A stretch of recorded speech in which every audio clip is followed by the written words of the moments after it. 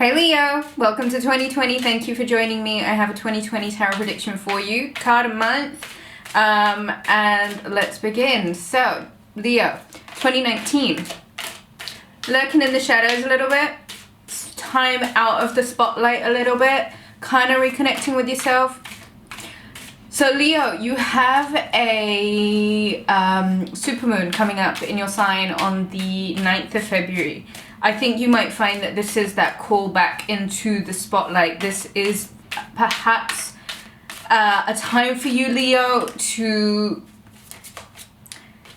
take what you learned, taking a bit of time out last year, really working on what was going on inside Leo, and use that this year to propel you, I think, even further than what the last decade did. I feel as if this decade has a lot to offer you, Leo, but especially more so in the terms of your presence within relationships.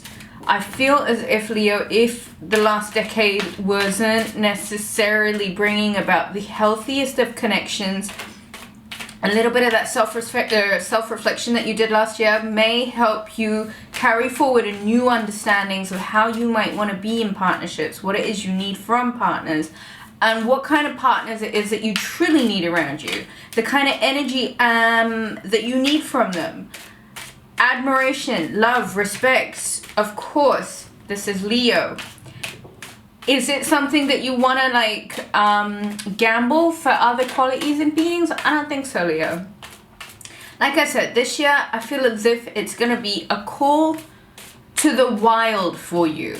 A chance for you to really get back to yourself, Leo. A really good opportunity for you to set out and broaden some horizons, maybe. I feel as if the desire for change came right off the bat with Leo, and I feel as if with this supermoon that's taking place in your sign next month, you get to charge up again. So for January, I have the 7 of Wands. Where is your footing, Leo? Are you sure-footed? You know there's a new call of duty. There's a new call of adventure for you.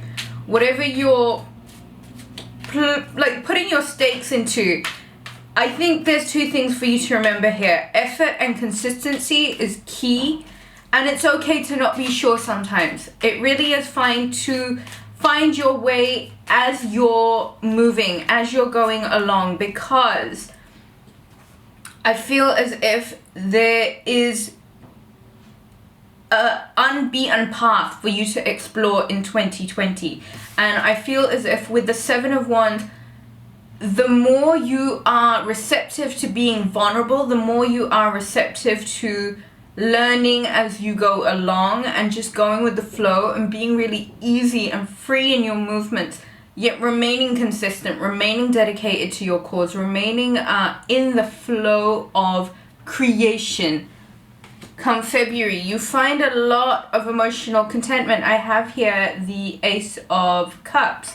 February is definitely going to be a month of great emotional fulfillment for you. Venus goes into Pisces, a great time for love for a lot of us. So I think you will find, if relationships hadn't been at their best, now that this new phase is set in, February finds that not only is communication a lot easier as Mercury goes into Aquarius, but Venus in Pisces is a really nice way to, be present in our emotions, be present in our vulnerability, speak of what you want. When Venus goes in Pisces, it's exalted there. It almost wants to help you. It wants to bring the love, the emotional contentment to its best point, to its peak. And I think a lot of that has to do with the amount of confidence you feel in speaking your truth. February is going to be a great time for you to, I'm not going to take those. February will be a great time for you to really discover new emotions, new feelings, go to new depths with partners. For March, I have the Empress. Great card of fertility, great card of pregnancy, could be card of Libra and Taurus. For April, I have the Page of Wands. So, come March time, what is it that you're pregnant with? What is this creation? What is this abundance? This is great energy for accomplishing. This is a great energy for really being true to our cause and coming from the softest, kindest, most there's a lot of vulnerability, I feel, this year for you, and I feel as if your great victories, your true strengths come from how willing you are to admit that you might not have all the answers, but as long as you are living in your faith, as long as you are living in your truth, as long as you are having that emotional courage, that emotional integrity, you find a lot of things come March become quite fruitful to you. We set off the spring with a very fertile energy, this creation energy. Come April, things are moving and shaking in the direction that you will be very familiar with. I think you will find come April, with the sun going into another fire sign of Aries, you are naturally, like the fire, the furnace is ignited. And we come out of these like cold seasons, and it's a reminiscing month for you to really, again, you know, come into your truth. For May, I have the 8 of Swords. Okay, so 8 of Swords for me is a little bit of self-sabotage energy. This is almost confining oneself, like almost being set back from a minor trigger into a full-blown tantrum and sort of holding oneself back intentionally. And I feel as if Leo might feel a bit confining for you, but I want you to remember that that is all in your head, and a lot of the actions that you take this month can release you from a lot of things that you find yourself bound in. Come June, we have the King of Swords. So this could be air sign, Libra, Gemini, Aquarius. This is the card of a detached approach, I want to say. I think it's very matter of fact. It's very looking for facts. It's looking for the truth within situations. There needs to be an air of intelligence, not emotion. Kind of a detached approach to the month. So I find come June, if this is matters of legalities, if this is, you know, whatever May could be about, I think you find you win out through the level of intelligence that you decide to apply to a certain situation. So June, be very on the ball, be very, you know, detached, kind of very matter of fact, very down to getting through legalities. If this is an air sign in your life, I think they are coming up quite strong. They could be what pulls you out of May's minor setback, I want to say. As long as you are keeping this fire energy alive, you've got a great potential of sowing seeds and reaping them in the beginning of the year. Let's have a card for July for Leo. I think this is a real heart center led year for you, Leo, and a lot of it has to do with your emotional vulnerability and how honest you are with yourself about your truths, how willing you are to sow your seeds and live in your sovereignty, how willing you are to visualize your higher self without letting yourself get caught up. Maybe employing a bit of detachment, I think. What do I have here? For July, I have the Page of Cups. I have Cancer, Pisces, Scorpio energy.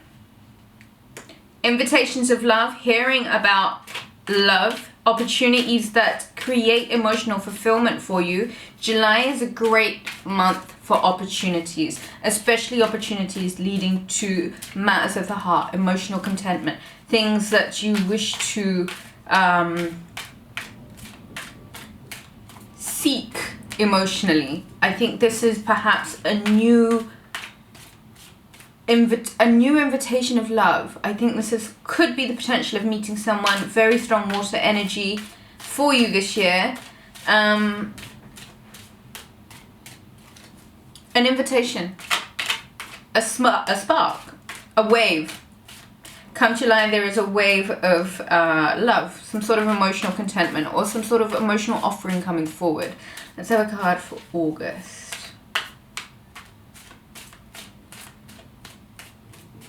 Card for Leo for August. The Page of Cups is almost like an emotional wanderer. So maybe there is an element of breaking out of emotional patterns that you've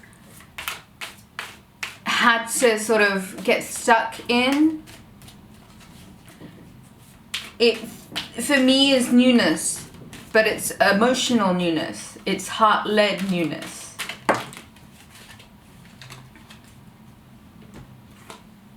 For August, I have the 9 of Wands. For September, I have the 4 of Pentacles. So Leo, come August time,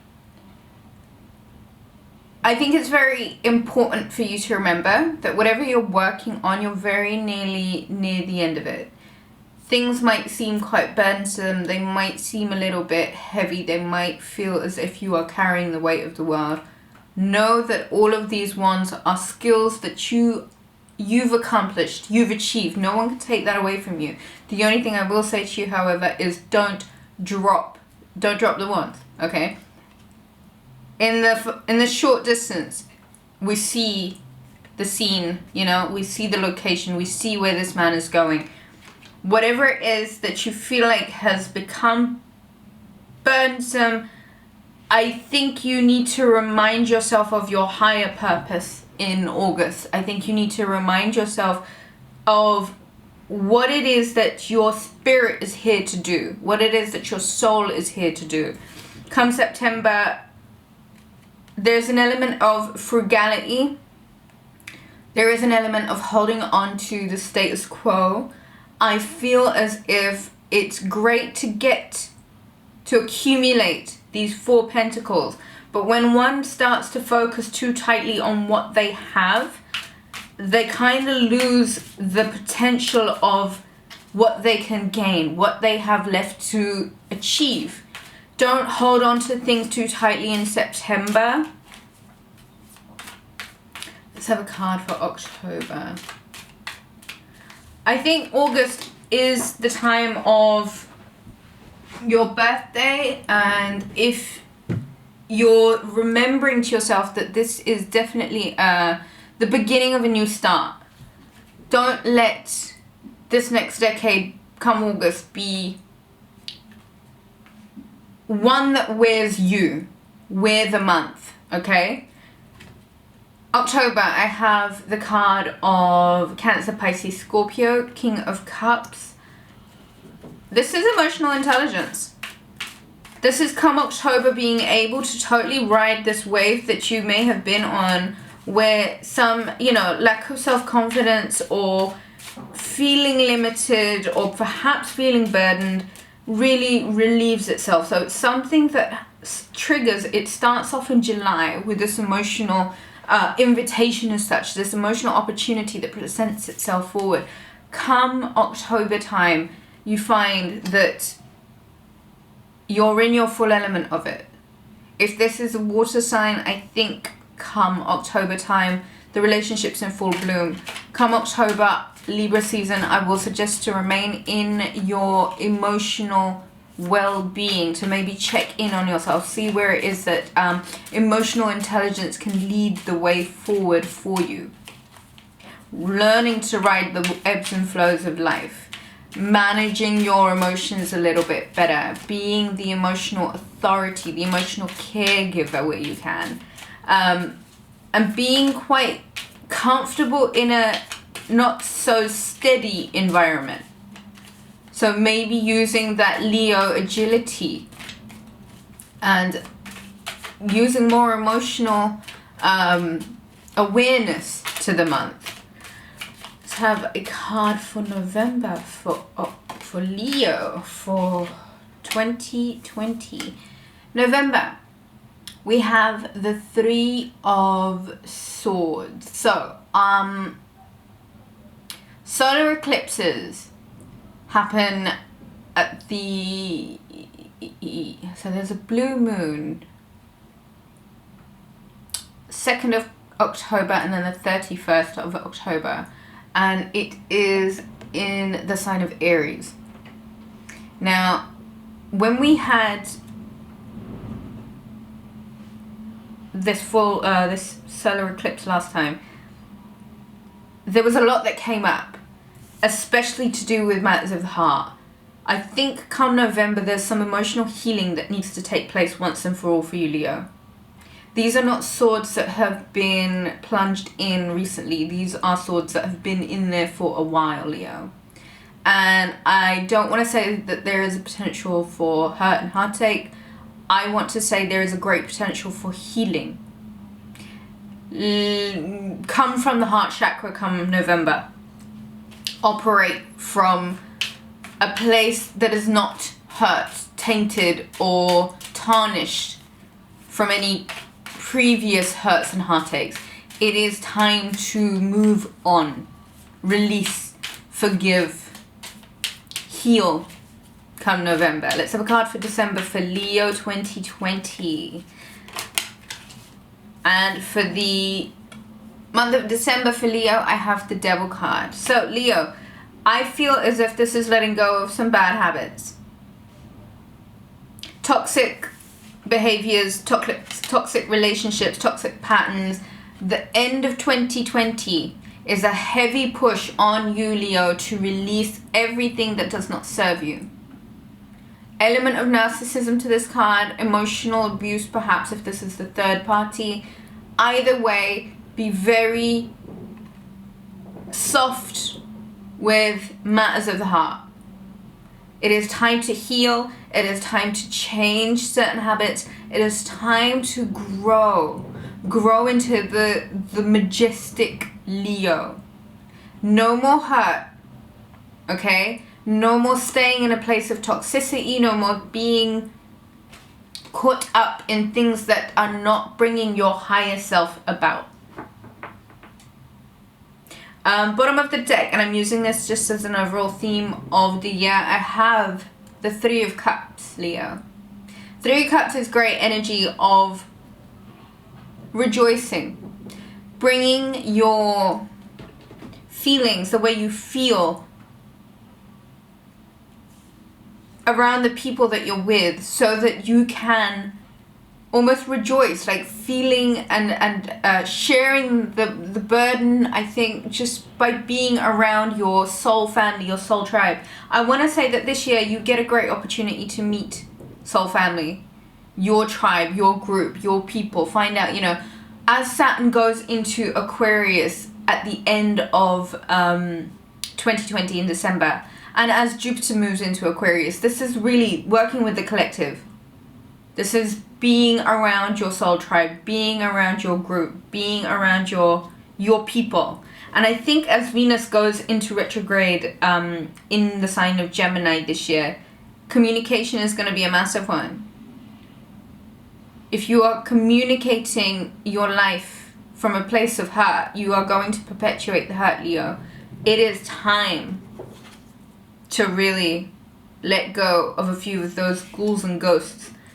And the key theme here really is, Leo, do not hold yourself back. You are greater than you know, Leo. And you have had to carry a lot of burdens, yes. But it is time to release and set yourself free. I think there's a lot of fantastic energy here for you, Leo. And there is a great opportunity for healing, self-nurturing, emotional intelligence, kind of great creative emotional energy at the beginning of the year also, Leo. Rejoice. This next year promises a great set of emotional contentment. Find your footing and stay true to your path. Thank you so much for watching, Leo. If you'd like to book a reading, visit rubyreadstarot.com and have a beautiful 2020. Take care, guys.